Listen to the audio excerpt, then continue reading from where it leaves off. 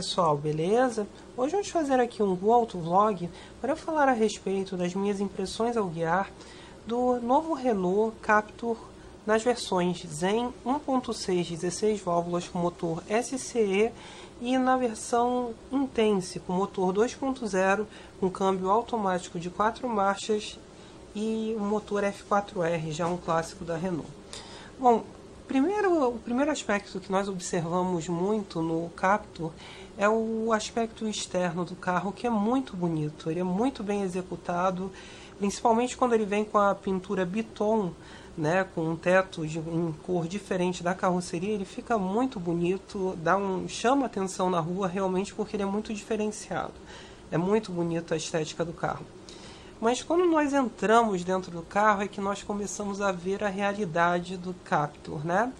O Captur nada mais é do que um Duster metido à besta, pelo menos aqui no Brasil, porque ele deriva diretamente da plataforma do Logan e do Sandero, aqui no Brasil e na Rússia, porque na Europa esse carro deriva da plataforma do Clio 4.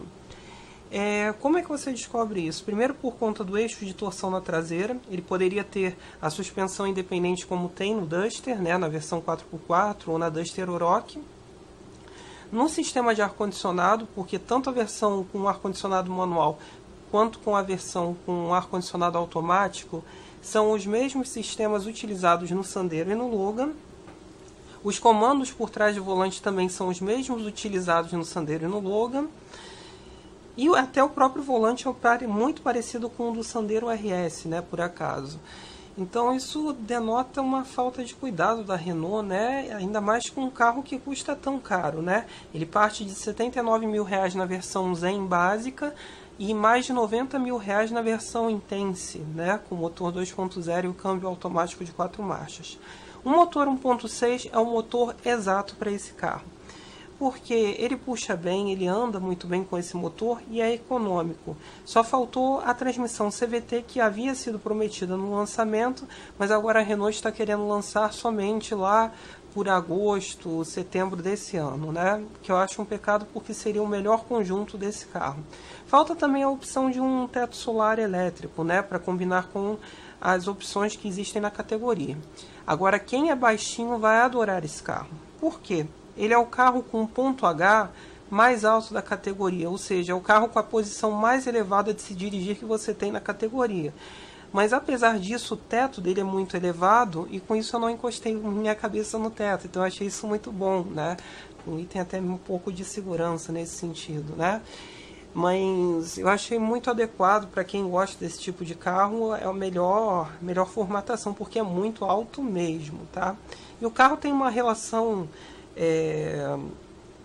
de altura com solo muito grande também, ele não arrasta. É um Duster, se você olha a traseira do Duster e olha a traseira dele por baixo, né, os dois por baixo, você vai ver que é um Duster por baixo daquilo, né, com uma capinha mais bonita, mais sofisticada, um painel mais com uns balangandês a mais. O painel ficou bonito, é um painel semelhante ao do Clio 4. A chave veio do Megane, né, aquela chave de cartão veio do Megane, do Fluence, né.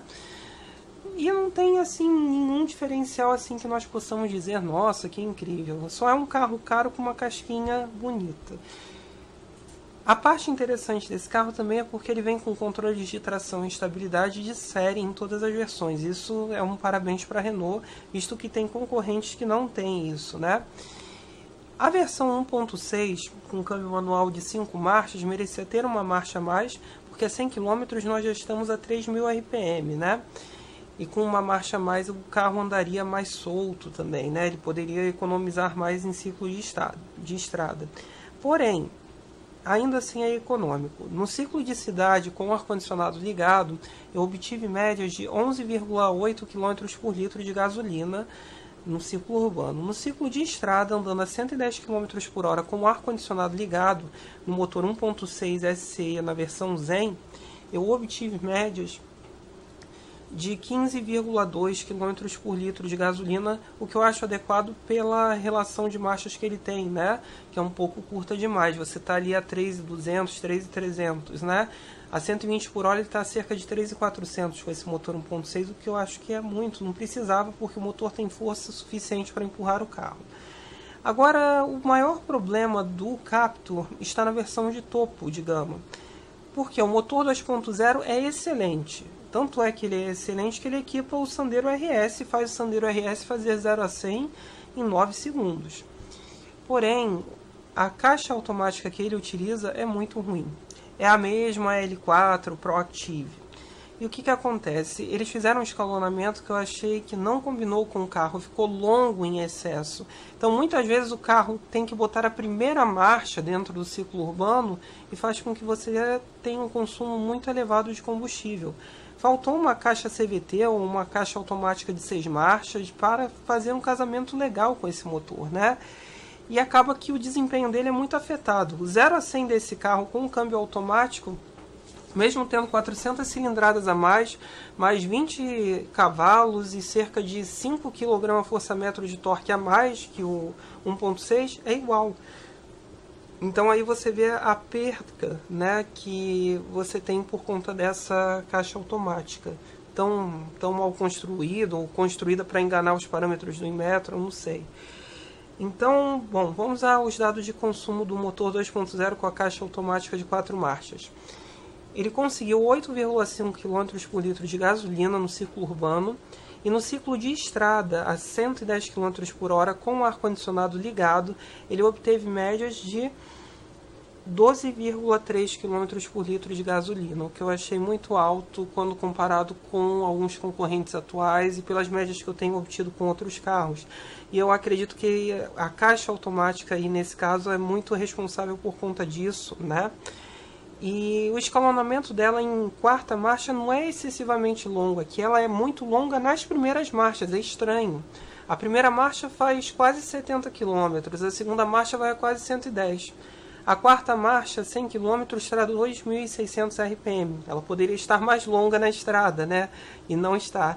A 120 km por hora nós temos 3.000 RPM com um câmbio automático, o que faz o carro gastar muito combustível, né? E em qualquer reduçãozinha básica que você faz, o carro tem que jogar o giro lá no alto porque o câmbio não tem uma relação exata, né? Ele só não é pior do que o Peugeot 2008, porque o Peugeot 2008 é muito mais inseguro do que esse carro e ainda por cima tem um motor 1.6 aspirado. Não estou falando do THP, o THP é excelente, mas só tem câmbio manual.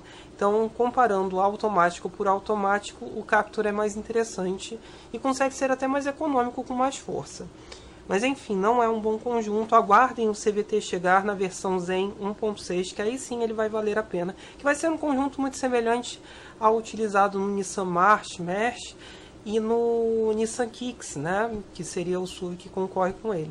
Outro pecado é a plataforma, que poderia ser a do Clio 4 europeu. Nós poderíamos ter o Clio 4 europeu aqui no Brasil, né? Mas é a do Sandero e do Logan. Mas enfim, o carrinho vai agradar muita gente. A direção eletro-hidráulica é muito gostosa. Falta em acabamento, mas